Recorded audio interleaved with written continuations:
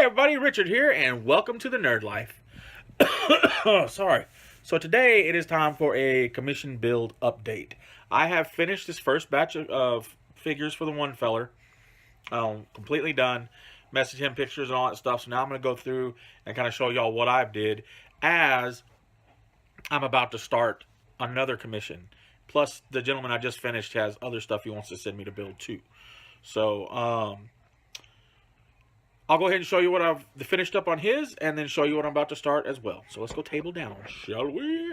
All right, everybody. I'm apologize ahead of time for the shakiness of the camera, but I don't have a tripod, so I'm just doing this all freehand and on as we go. So here's the first knight, a Lancer. This isn't glued on. His shield's not glued on. It's still on there. Carapace isn't glued on. Head's not glued on. Arms aren't glued on because they all have that pin. I'll break him down in a second. I have a separate Ziploc bag with all their armor plates in it and everything, so that way you can paint them separately. But obviously that's why I left a lot of this stuff off too, so you can get in there and paint it. The head pops off. It's got that little pin, but you can paint it and then glue it on and it'll be fine. And then I do this cross thing in there. So this bar runs catty corner like a push pin, and it comes into this arm here. And then pulls all the way through. So far it's worked out pretty good. I think next time I could possibly do put the pin in the bottom one so that way it kind of rests for more on there, but then I worry about it sliding out if it's not careful. So I guess this makes sense doing it this way. But yeah, so anyway, his pose, I liked his pose what I did. I know I just tore it apart and like, hey, look at his pose. Huh, where is he at? It's like he's getting ready to kind of smash down. He stepped over this tank and smashed his lance down into somebody. I kind of like that idea. But again, his torsos, all the torsos are done. All these knights are done the same way. Pretty much. So he's got a pin there to go in there. A lot of this is so it can be broken down and transported. That was one of the things the guy said. He wanted to be able to transport it and everything. When you go and play games somewhere, you could take it easy.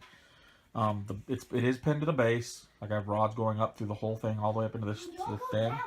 And then all the way up in here. So everything's pinned in there really good. Let's go to this next guy.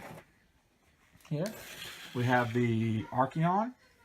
So I wanted him to look like he was kind of just tromping through the battlefield. I even picture him kind of blasting his little flame with like an intimidation factor. But again, he's the same thing, same way. Only difference on him is his hose is pinned in there as well. So it's pinned into the back. Just pinned on, again, for transport purposes. Once he gets it home, he can either leave it in there, take it out, however he wants to do it, glue it or whatnot. Again, it's just, again, for transport purposes, make it easy. Carapace, again, comes off. Head on this one snaps out. Since this just kind of snaps in, pressure fit. That way you can paint it again and do the same thing. Arms, same deal. Might be a little hard to pull this off one-handed. Yeah, anyway, arms are the same way, and then torso is the same way. It comes up out of the bottom. I'm just going to kind of rest things in here out of the way so that way I can kind of shift as we go. So that's another knight, my little stomper knight. Then we got the Atropos, the mechanical one. I like this guy, you know, I just like the way he looks, man. I kind of gave him a kind of just a static standard pose, but I kind of gave it to where he looks like he's ready to shoot either way, you know. His head can be turned whichever way you want. Carapace again off. Same type of pinning in there and all that stuff. Same exact way. No difference. All the armor plates are put away. I like his thigh plates, man. Those are pretty cool. What else? A lot of these guys, I did the brass rods or aluminum rods on them because of the poses I get. They're a little bit too long. So that post wouldn't go through there. So yeah, I understand some of them might look a little bit like that's impossible for him to do that technically, but it's cool to give him a dynamicer pose. You know, give him a little bit more than a static standing straight up and down. I am standing flat-footed, here I am pose. So heads off on that one as well. And then finally of the knights, this one I just finished. The base is still a little bit wet on it, and I need to add a little bit more sand here and there because I scraped some of it off while I was building this because I was a little impatient. But yeah, so here we have the Knight Castigator. He is pinned the same way. Cross pin, that little dorky pin in there is for his head. I pinned it to make sure his rod stayed in place because it was being ornery. And then the head pops out like it's supposed to. I gave him a kind of a moving forward pose, movement pose. Really stable. The center of gravity on the base is right there, so everything's perfect. It's not going to fall over. He's rod pinned through the foot into the calf. Sorry. And then I have the big rods going across the hips. I did not put a rod from the knee to there. I did put a rod from here to here, so there's a rod going all the way through in this one to kind of hold it stout. And then it connects, there's a rod from there to there, all the way to the bottom, so it kind of gives it a little extra oomph, maybe. And then there's a long paper clip pin going from the base. I kind of cooled it underneath, and then gave it up through there, and it kind of goes up into the foot a little bit. Just so there's some kind of stability. It's pretty sturdy. I mean, it will break. If you're putting a lot of pressure on it and pushing it around, knocking it all over and stuff, yeah, it's going to break. But that's with all these guys. If you're not just sliding them across the battlefield, you're playing with them, roughhousing with them, they're going to break. So we'll just be a little careful with them. Yeah, so that's it. That's it for the Knights. Those guys are all done. Those are pretty fun. The basing, I gave him, the tank traps I like making with the old Forge World cast pieces. Some whatnot and things. Got a little sludgy base over here. Let's go ahead and go to the next parts of the build that he asked me to do. So I have here is the Spartan. And this one gave me all kinds of hell, dude. All kinds of hell. It is a China cast one.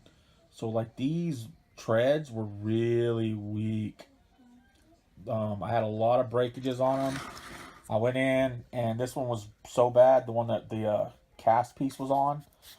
When I took it off, sanded it down, tried to clean it up, it was really crappy. So he had that scrap Spartan tread that he gave me. I cut one of them out, sanded it down in the back, and sanded it on the tread here. Cut it out, used the Dremel, cleaned it out really good, and then pinned it on in there. And it's in there, but man, these things are really loose. They could break easy if you're not careful. I had a lot of gap filling putty stuff to do. A lot of that's smooth in there. It looks a little dirty and rough, but it's not. So what else we got? Oh, the armament, the side sponsons are pinned on. I mean, not pinned on, magnetized on. So they can come on and off. And the cool thing about these, if you have, say, the land speeder, the javelin, or the Sikaran, all these use the exact same style sponsons, and they look the same. So if you just magnetize these right, you can swap in between them. I know it may not be like game legal, but it would look cool. So just make it look cool. Excuse me. That moves around. Nothing fancy on that. I had to do a lot of work on that, though, to get that to fit in there right. A lot of gap filling. None of these doors open because of the issues we had with the fit. A lot of this while I was heating it, too, to fix the warping. As soon as it cooled down, it would pop back into the old unwarped or warped way. And I didn't like that at all. So it took me a bit to get that stuff good. Let's go down to the last piece of this build, and this was the pain in the hindquarters one. Almost as bad as the Spartan, I think. I don't know. The Spartan was easy to build. This one was a bit more of a pain. If you see, I've already got styrene on there to replace some things and fix things that were really out of whack. So we had some really thin warping here and some miscasting here that was just so bad. No matter the amount of sanding I did, I couldn't get it to look right. So I just cut it out, put some styrene in there, added some detail, added some rivets, and made that look good on there. Same thing over here. These little pieces right here, they're really flimsy. So one of them snapped off. So I had to go through and I beefed it up, thickened it up, pinned it on there on both sides to make it look good. A lot of the gapping, again, this is a China cast one. It's a recast. So there's a lot of warping and a lot of miscast, especially in here in these little struts that come across. So I decided to, for these up here, I had to carve them down a little bit, and they weren't even on either side, so I decided to put this just little detail pattern there out of some styrene. Added a little bit of bolts on it too. A lot of holes and stuff that had a putty fill. The back here was just a disaster. Gaps and holes and bubbles and miscasting, so I styrened the mess out of it to kind of make it look level and fix it. So good paint job on this, and it's gonna look fine. So all that stuff is sanded down smooth and everything. I cleaned it all out real good, the best that I can. Added the rivets with some putty to make it look cool. But yeah, so that's pretty much it for this. Again, nothing opens on these just due to the miscasting so much. Canopy's off of it, so he can paint in here. And the glass, he's going to decide whether he wants to paint the glass or leave it clear. These side wings here that go on the sides. I have the same model over there. Mine are glued on. But for transport purposes, I just pin them. So that way when he gets them, he can put a little glue, pin it, and then paint it and prime it up. So pretty much that's it for my current commission build that I was working on. I'm finished with it now. It is officially done. We've been talking back and forth, so now I'm going to invoice him and get this ready to get shipped off to him. So now I am working on a commission build for a friend. And once you see what I'm building, you'll kind of know who it's for, probably. More than likely. So a while back, whenever we did an order for, I got the Night Titan, not the Night Titan, the Warlord Titan in. Some friends jumped in on with me so we could get free shipping. So we had Al and Mythos, freaking Mythos from Frost and Fist. Oh, sorry guys. They jumped on in with me, so they get free shipping, like I said. Well, Mythos asked me to build his Contemptor, because he's not really a fan of Forge World. It drives him banana sacks. So, and I just love the resin for some reason. So that's what we're going to do. I'm going to build this is his Space Wolf Contemptor. He gave me a plastic wolf head in there. You can't see it, but I'm going to trim and make the head for the Contemptor. Magnetize this guy all up with some of the different options. And then also I sent him a Knight a while back, and he just sent it right back to me. So he wants me to build this and magnetize it with all the options for him as well. So, ooh, he's got some fun stuff in there too. I didn't even see that in there yet, but I will look in a little bit. I've already got his basing and stuff done. So we know he hates towel, and sadly I love towel. But I had plenty of extra towel bits, so we went ahead and put some towel stuff on there, have some towel wreckage, have his guys wreaking some towel havoc, or wreaking some towel's life. So, this old recast Remora I had, and then Crisis Suit. And over here we have the base for the Contemptor Dreadnought. Just a little piece of slate and some other stuff, and then the wing on there. I already have general ideas how I'm going to do the poses on this. And a while back, I ordered it came in from Russia. I'll just kind of show you part of it. It's this. It is basically an Imperial Knight that somebody had took the pieces, added to them, and then cast a version that you can pose. Like, can be really posed. So, like, here's the cap that goes over the balls. The ball joints on the legs, fellers. Okay? Ball joints on the legs. Let's just stop this insanity right now. But anyway, yeah, he's got that on there. So that way you can move it and adjust it and pivot it. And then it's got the little socket joint here. So you can move it around.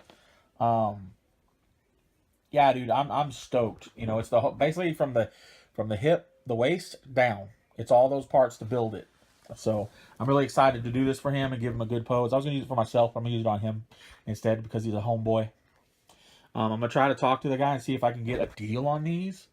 Like if I'm able to order, because they're $50 for his set. And I'm going to try to see if there's a way I knock that price down if I ordered a batch of them, say 10 of them. If he can give them to me for a good price. And then like half that maybe, and I can order 10 of them. That might be something, and I can offer these out for people during my builds or whatnot. So we'll see. We'll see. But yep, that's where I'm at. That's it, guys. That's all I got going on at the moment. Gonna get this commission packaged up here soon and on its way home. Get Mythos is ready to go and rocked out. And that is pretty much it for me right now. Guys, I love you all, and I thank you so much. I haven't even done any of my own hobby stuff lately. But keep rocking that nerd life, my friends. I will see you later.